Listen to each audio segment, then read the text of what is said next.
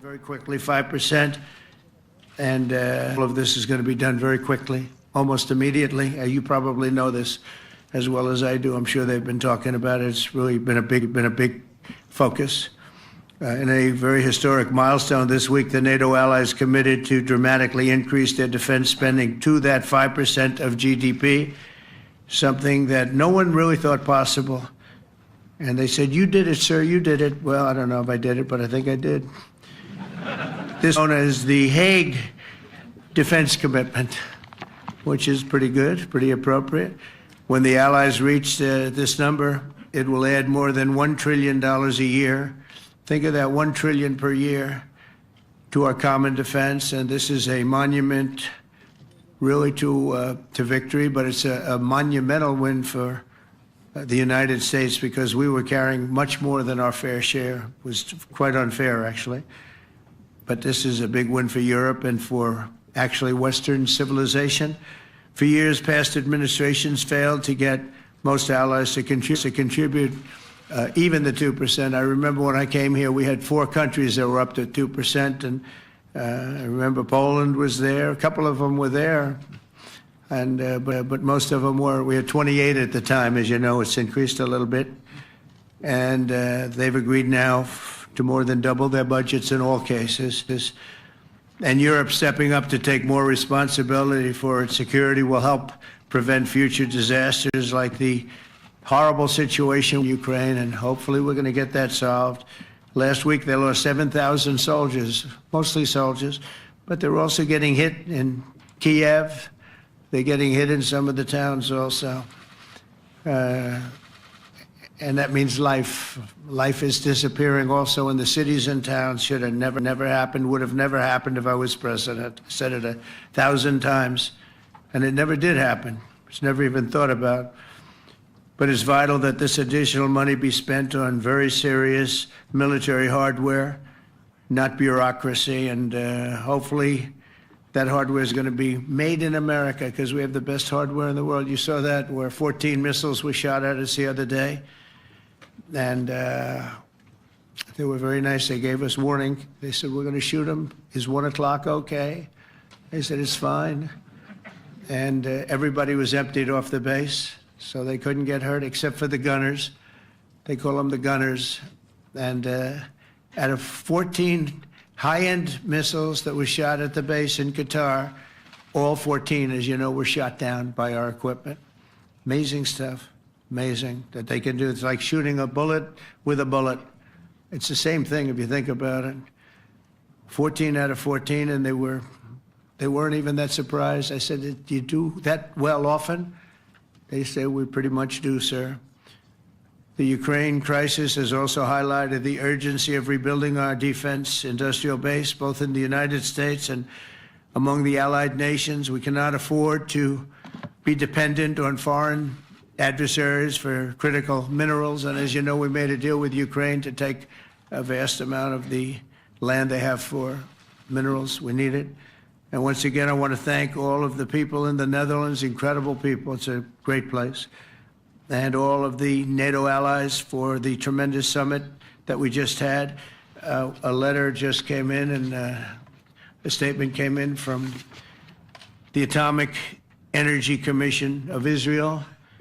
And I just wondered, this is an official letter, and they're very serious people, as you know. The devastating U.S. strike on Fordo destroyed the site's critical infrastructure and rendered the enrichment facility totally inoperable. It was devastated.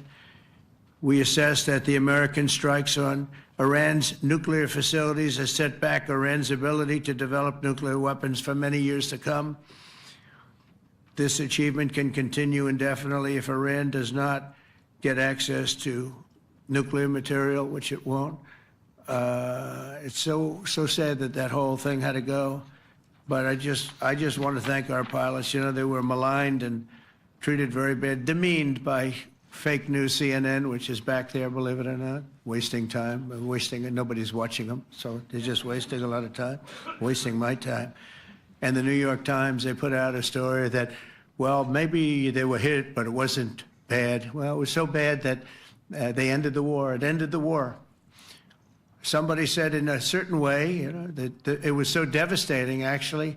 If you look at Hiroshima, if you look at Nagasaki, that ended a war too. This ended a war in a different way, but it was so devastating.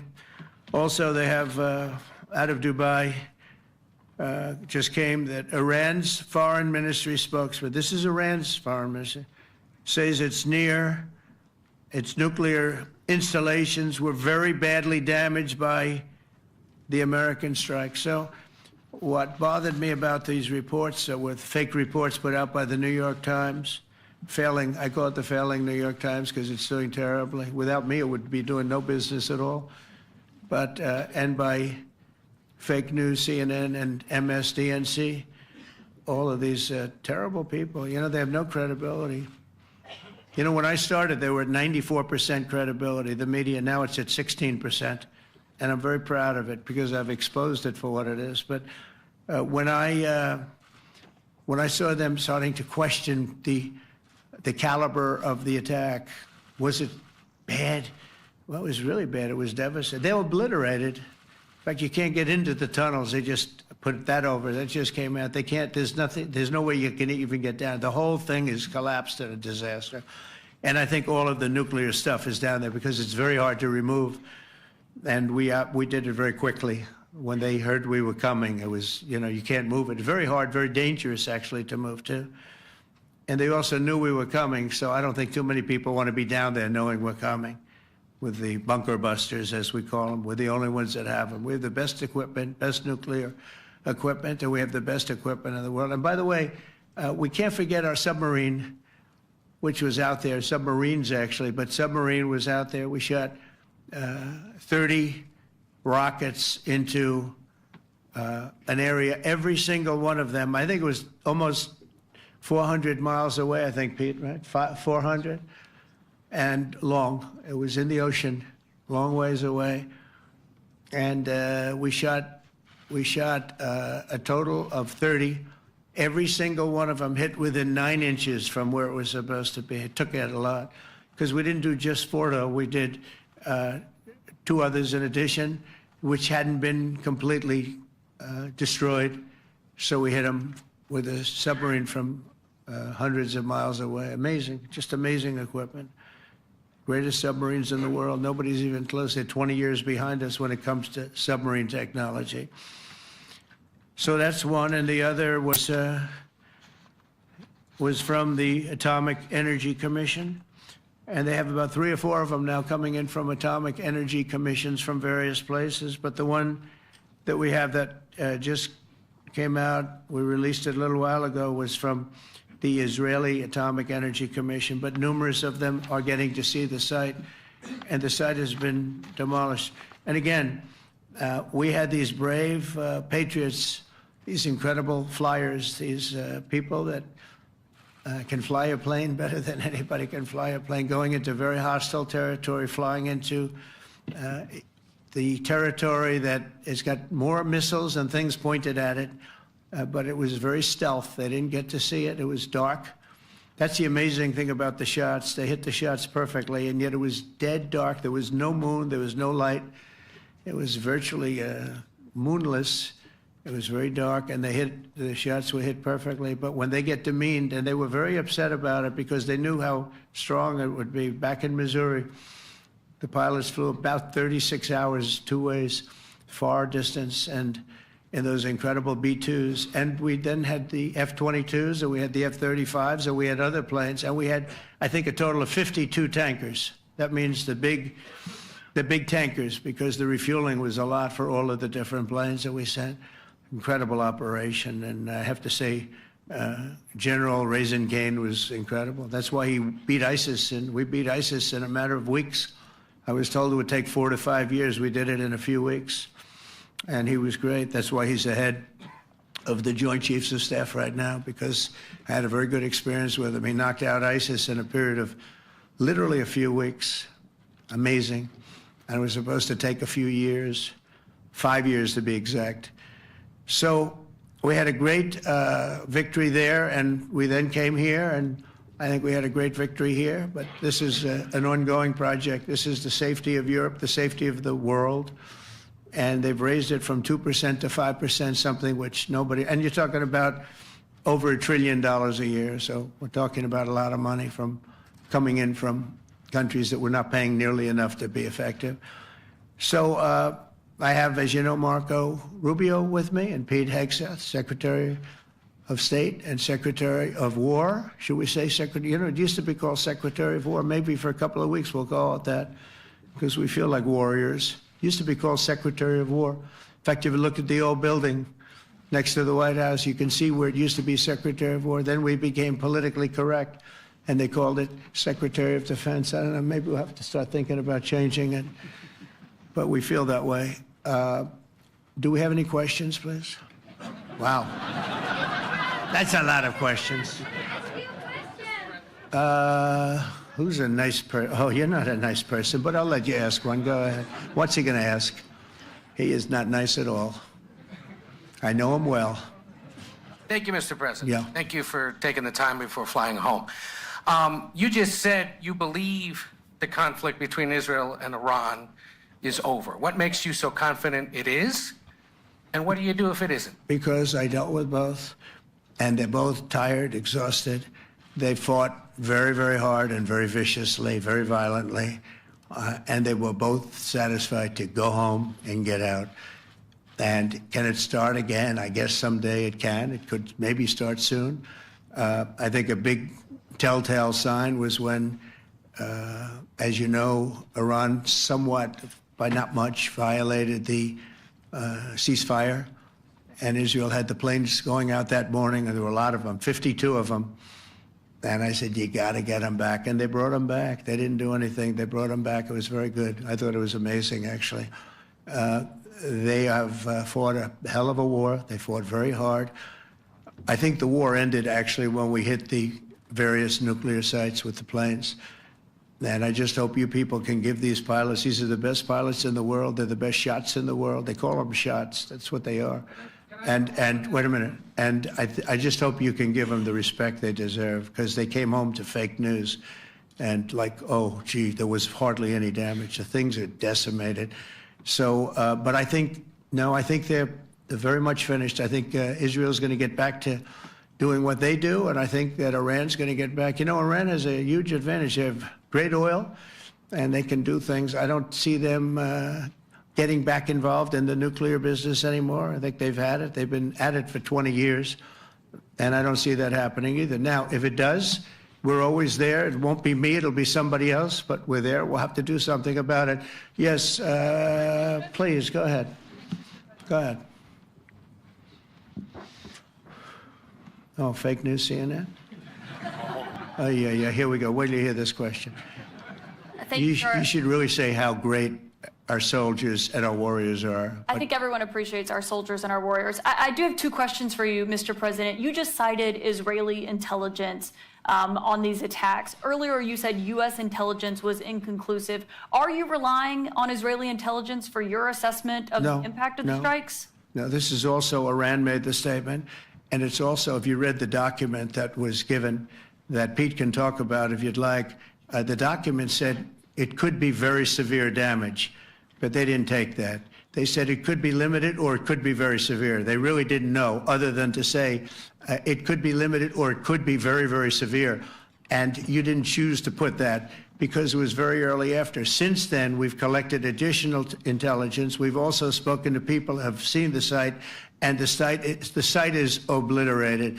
And we think everything nuclear is down there. They didn't take it out. Okay, question? Please, go ahead. Go ahead. Yeah, blue dress. Thank you so much, Mr. President. Yesterday, you said China can now continue to purchase oil from Iran. Yeah. Are you giving up on your maximum pressure campaign? Because there are sanctions right now. With who? On Iran. No, look, they just had a war. The war was fought. They fought it bravely. I'm not giving up. They're in the oil business. I mean, I could stop it if I wanted. I could sell China the oil myself. I don't want to do that. They're going to need money to put that country back into shape. We want to see that happen. Would it? No, if they're going to sell oil, they're going to sell oil. We're not taking over the oil. We could have, you know. I used to say with Iraq, keep the oil. I could say it here, too. We could have kept the oil. No, China is going to want to buy oil. They can buy it from us. They can buy it from other people. But you're going to have to put that country back into shape. It desperately needs money. Yeah. Yeah, please. Here we go. I'm picking the beauties today. Go ahead. Mr. President, Secretary General Rutte has described President Putin as an adversary, a threat, an enemy. Do you view him the same way? And in addition to that, you mentioned General Kane, your chief of staff, the chairman of the Joint Chiefs of Staff. General Kane. Yes, he has said that Mr. Putin has territorial ambitions beyond Ukraine. Do you view that in the same way? Possible. I mean, it's possible. I know one thing, he'd like to settle. He'd like to get out of this thing. It's a mess for him. He called the other day. He said, can I help you with Iran? I said, no, you can help me with Russia.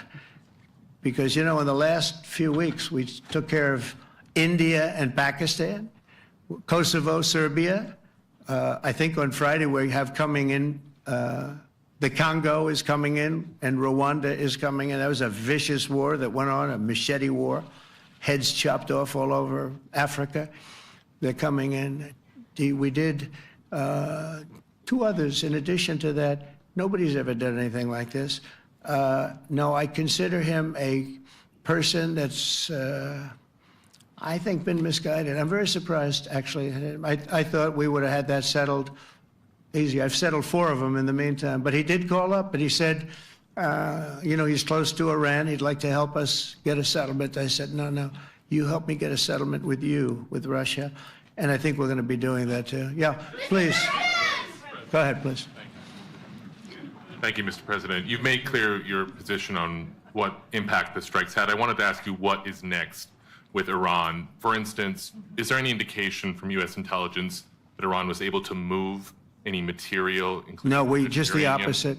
We think we hit them so hard and so fast they didn't get to move. And if you knew about that material, it's very hard and very dangerous to move. It's called, in many people, they call it dust, but it's very, very heavy. It's very, very hard to move. And they were way down, you know, they're 30 stories down. They're literally 30, 35 stories down underground. You think you got it all? Oh yeah, we think we got it. We think it's covered with granite, concrete, and steel. Can I ask you, are you interested in restarting negotiations with Iran? And if so, have they received? So our people, Marco could answer this, but our people are not, I'm not. The way I look at it, they fought, the war's done, and, you know, I could get a statement that they're not going to go nuclear. We're probably going to ask for that, but they're not going to be doing it. But they're not going to be doing it anyway. They've had it. They've had it. Now, maybe someday in the future we'll want that. But I've asked Marco, do you want to draw, I just asked him the question as we were walking on the stage, do you want to draw up a little agreement for them to sign? Because I think we can get them to sign it. I don't think it's necessary. Marco, do you want to talk about that, please? Well, Mr. President, I think President Trump has shown a willingness to meet and talk to anybody in the world who's interested in peace.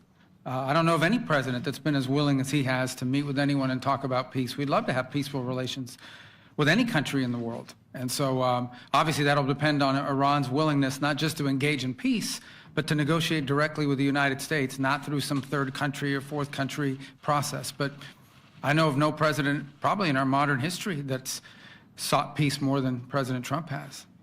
Sounds like the door is open, but you're in no rush. Is that right? Sounds like the door is open, but I'll tell you what, look, we're going to talk to them next week with Iran.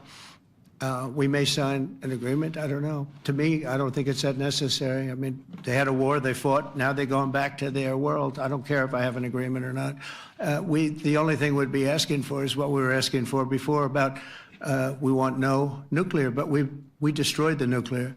In other words, it's destroyed. I said, Iran will not have nuclear. Well, we blew it up. It's blown up to kingdom come. And so I don't feel very strongly about it. If we got a document, wouldn't be bad. We're going to meet with them, actually.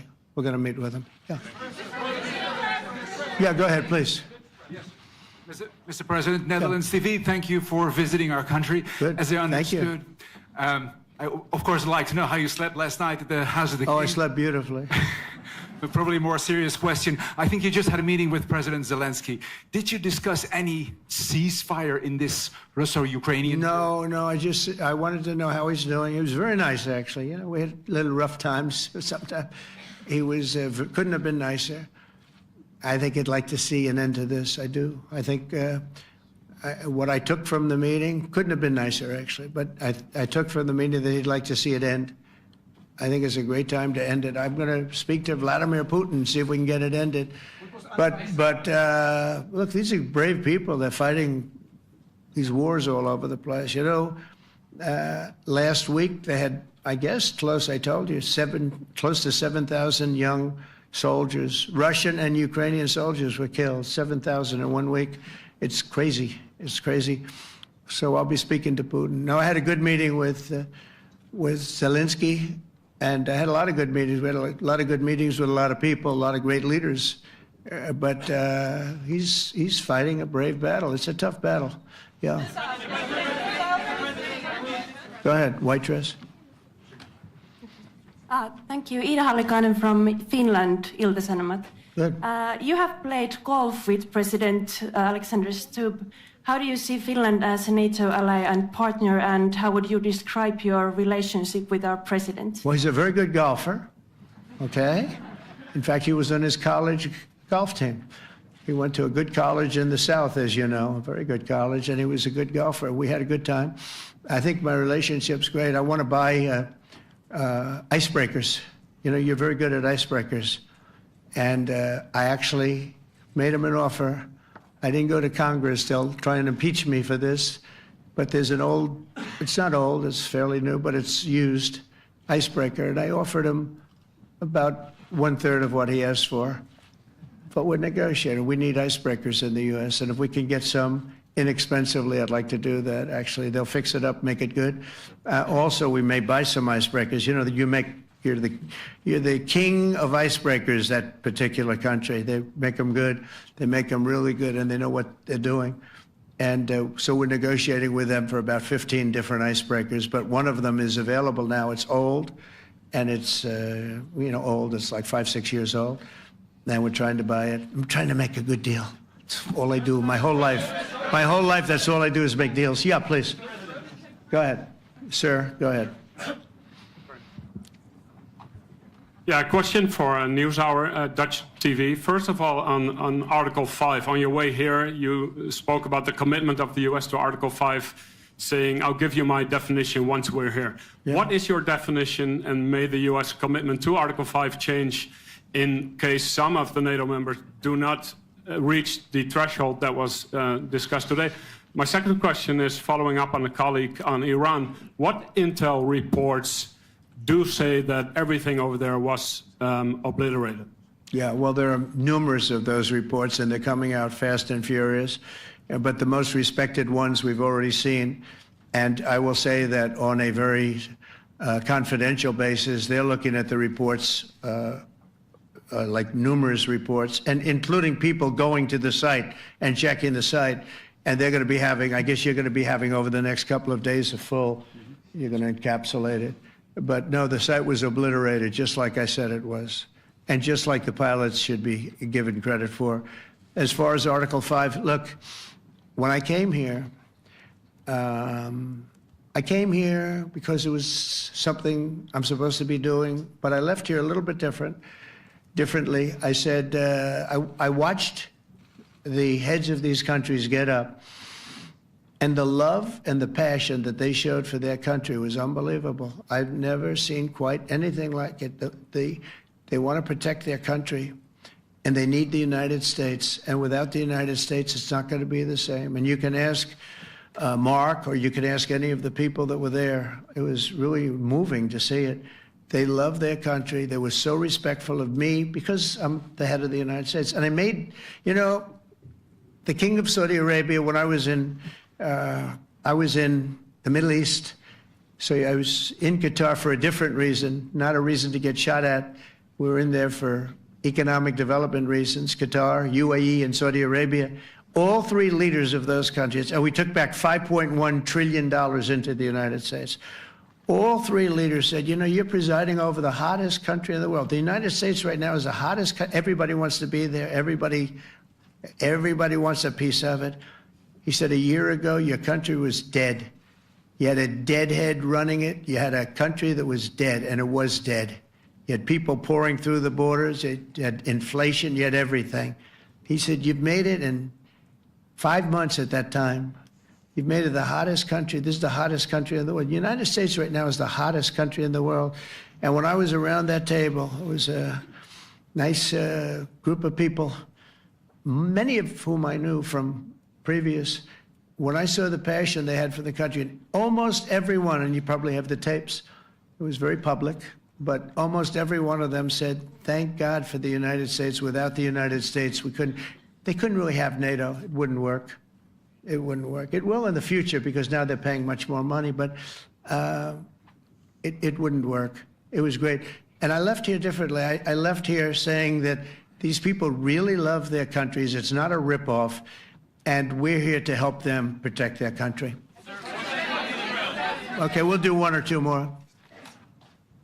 Thank you, Mr. President. Yeah. A question on Spain. Are you satisfied with today's... Oh, I think Spain's terrible what they've done. No, I do. They're the only country that won't pay the full up. They want to stay at 2%. I think it's terrible. And, you know, they're doing very well. The economy is very well. And that economy could be blown right out of the water with something bad happening. You know, Spain is the only country that... Are you from Spain? Yeah. Good, congratulations. You're the only country that is not paying. I don't know what the problem is. I think it's too bad. So we'll make it up. You know what we're going to do? We're negotiating with Spain on a trade deal. We're going to make them pay twice as much. And I'm actually serious about that. We're going to make Spain... I like Spain. I have so many people from Spain that it's a great place and they're great people. But Spain is the only country out of all of the countries that refuses to pay. And, you know, so they want a little bit of a free ride. But they'll have to pay it back to us on trade because I'm not going to let that happen. It's unfair. It's unfair to NATO. All right, sir, please. Go ahead, right in the back. Yeah, you, tall one. The tall man. Mr. President, Johannes Petra from Austrian National Television. How are you? You once said that you would end the Ukraine war in 24 hours. You later said you said that sarcastically. Well, of course it was sarcastic. But you've now been in office for 5 months and 5 days. Why have you not been able to end the Ukraine war? Because it's more difficult than people would have any idea. Vladimir Putin has been more difficult. Frankly, I had some problems with Zelensky. You may have read about him. And it's been more difficult than other wars. I mean, look, we just ended a war in 12 days that was simmering for 30 years, frankly. We ended Rwanda and the Congo. It's coming to sign the documents. We've already signed basic documents, but they're coming, I think, to the White House on Friday. We ended, Serbia was going to go at it. But maybe the most important of all, India and Pakistan.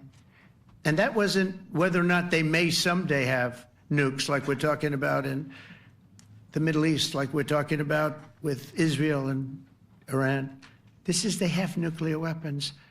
I ended that with a series of phone calls on trade. I said, look, if you're going to go fighting each other, it was getting very bad. You know how bad that last attack was. It was really bad. If you're going to go fighting each other, we're not doing any trade deal. No, no, no, you have to do a trade deal.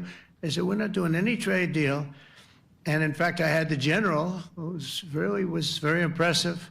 The general from Pakistan was in my office last week. You know, Prime Minister Modi is a great friend of mine. He's a great gentleman. He's a great man. And I got them to reason. I said, we're not doing a trade deal if you're going to fight. And if you're going to fight each other, we're not doing a trade deal. And you know what? They said, no, I want to do the trade deal. We stopped the nuclear war. Go ahead. Go ahead, Jeff. Here's another beauty, Jeff. He's a beauty, all right. Go ahead.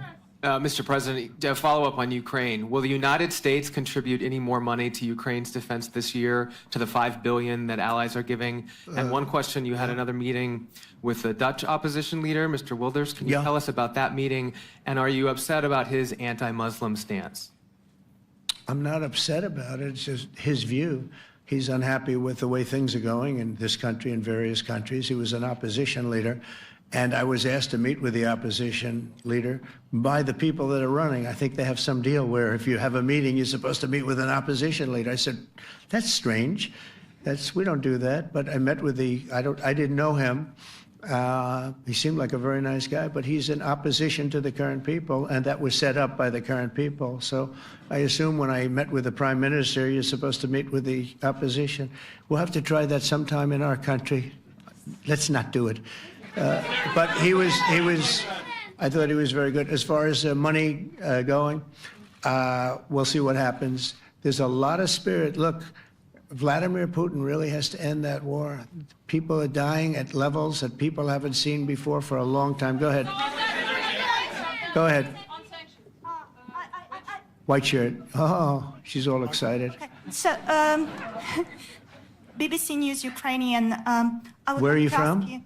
I'm from Ukraine. Oh. So my question to you is whether or not the U.S. is ready to sell anti-air missile systems Patriot to Ukraine. We know that Russia has been pounding Ukraine really heavily right now. Are you living yourself now in Ukraine? My husband is there. Wow. And I can see you're very, it's amazing. And me with the kids, I'm in Warsaw actually, because he wanted me to be. Is your husband a soldier? No? He's there now? Yeah. Wow. That's rough stuff, right? That's tough. And you're living here? In Warsaw. And you're a reporter?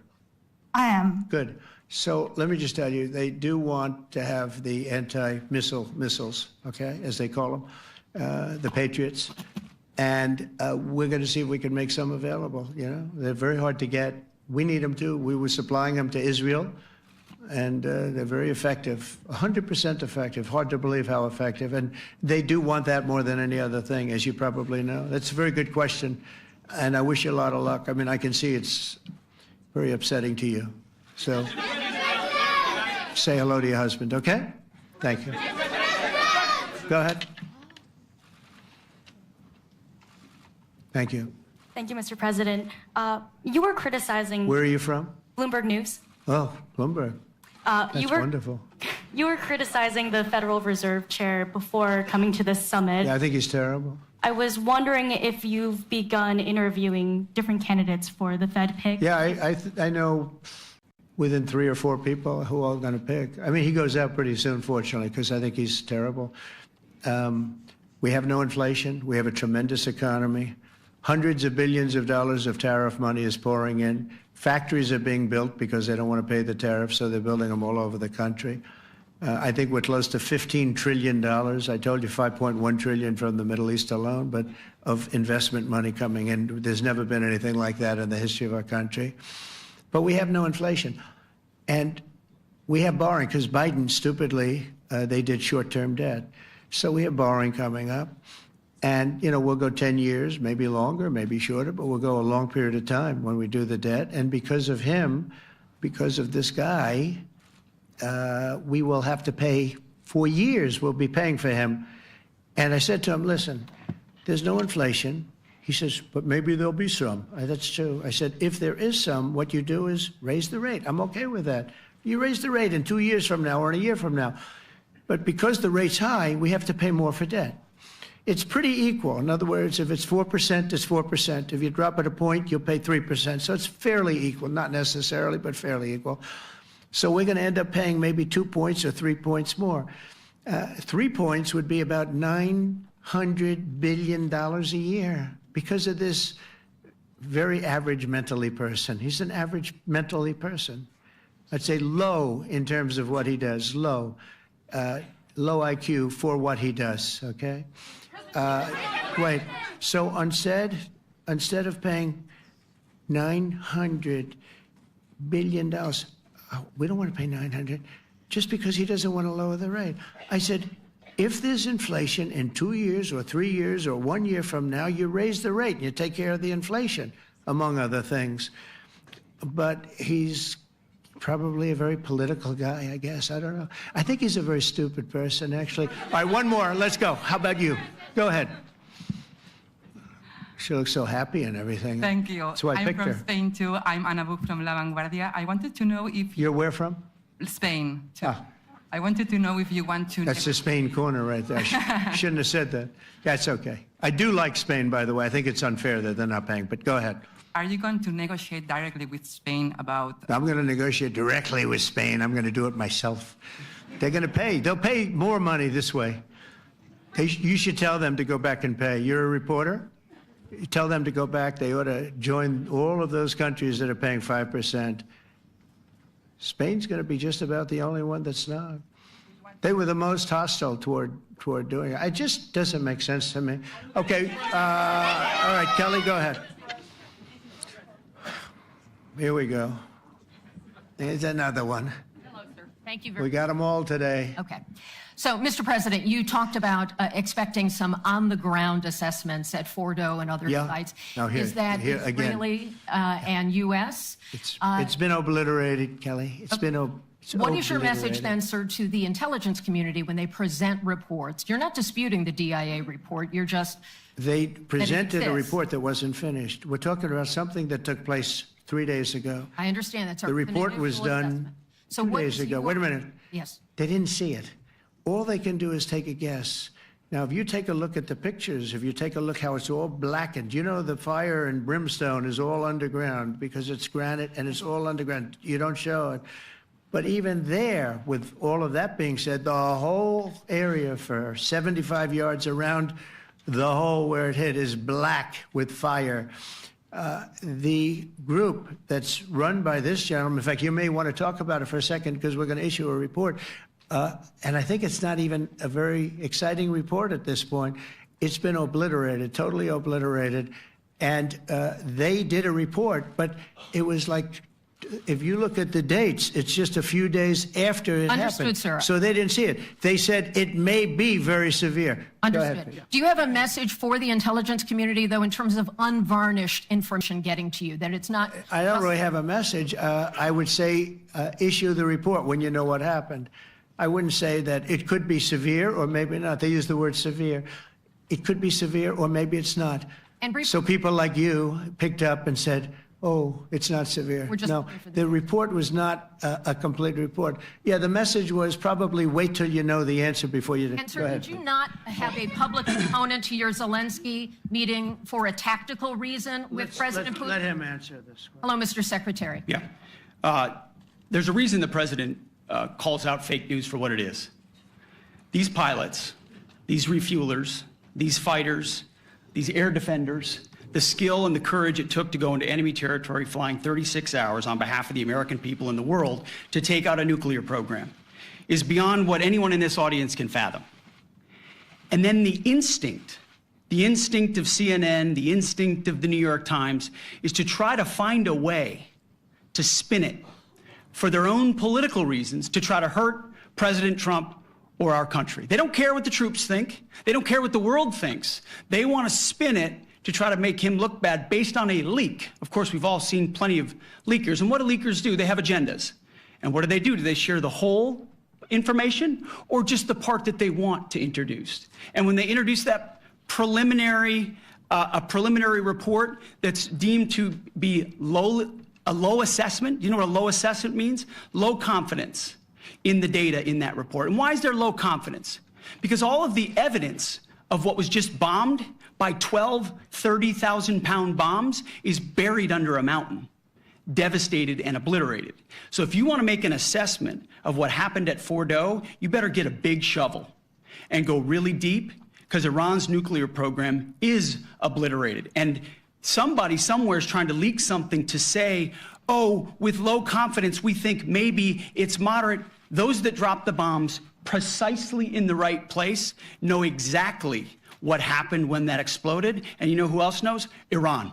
That's why they came to the table right away, because their nuclear capabilities have been set back beyond what they thought were possible because of the courage of a commander-in-chief who led our troops, despite what the fake news wants to say. But you're not disputing the report said what it said, even though it was initial. The report said what it said, and it was fine. It was severe, they think, but they had no idea. They shouldn't have issued a report until they did, but we've gotten the information. I think Pete said it better than you can say it. And, you know, you should be proud, you, especially you, should be proud of those pilots, and you shouldn't be trying to demean them. No, there's Those pilots flew at great risk, a big chance that they'd never come back home and see their husbands or their wives. Let me just tell you, you and NBC, fake news, which is one of the worst, and CNN, New York Times, are all bad. They're sick. There's something wrong with them. But you know what? You should be praising those people instead of trying to find some. By trying to go and get me, you're hurting those people. They were devastated. You know, I got a call from Missouri, great state, that I won 3 times by a lot. And I got a call that the pilots and the people on the plane were devastated because they were trying to minimize the attack. And they all said it was hit. But we don't think it was really maybe hit that badly. And they were devastated. They put their lives on the line, and then they have, and I'm not referring to you, but real scum come out and write reports that are as negative as they could possibly be. It should be the opposite. You should make them heroes and heroines. You should make them really people that they were so devastated when they heard this news. And you know what they said? One of them, I spoke to one of them, said, "Sir, we hit the site. It was perfect. It was dead on." Because they don't understand fake news, because they have a normal life, except they have to fly very big, very fast planes. But it's a shame. You should be making them heroes. All right, in the back. Go ahead, back, white, yeah. White jacket, yeah. Go ahead, give my mic. Hello. Deborah Haynes from Sky News. Good. Mark Rutte, the NATO chief, who is your friend, he called you daddy earlier. Do you regard your NATO allies as kind of children? No, he likes me. I think he likes me. If he doesn't, I'll let you know. I'll come back and I'll hit him hard, okay? No? He did it very affectionately. Daddy, you're my daddy. Do you regard your NATO allies, though, as kind of like children, and they're obviously listening to you and they're spending more, and you're obviously appreciative of that, but do you hope that actually they're going to be able to defend themselves, defend Europe on their own? I think they need help a little bit at the beginning, and I think they'll be able to, and I think they're going to remember this day. And this was a big day for NATO. You know, this was a very big day. They took it. One of the gentlemen said, "You know what? We've been trying to raise the rate for 30 years," he said, 20 years, from almost the beginning. And he's been there for a long time. He said, "Until you came along, it never happened. What you did is amazing." It's been sort of an amazing day for a lot of reasons, but also for that. Yeah, go ahead. Do you think they can do it without you, though, in the future? Can they do it without Well, ask Mark. I mean, you have to ask Mark, okay? So we're heading back. I want to thank these 2 gentlemen behind me. They're incredible people, both of them. They've done a fantastic job. And Susie's in the front, and she's done great. And Monica, thank you very much. It was quite an exciting time. And we're going to be heading back. We'll be back soon, and we'll see you in Washington, D.C. Remember this, we have the hottest country anywhere in the world. Thank you very much, everybody. Thank you.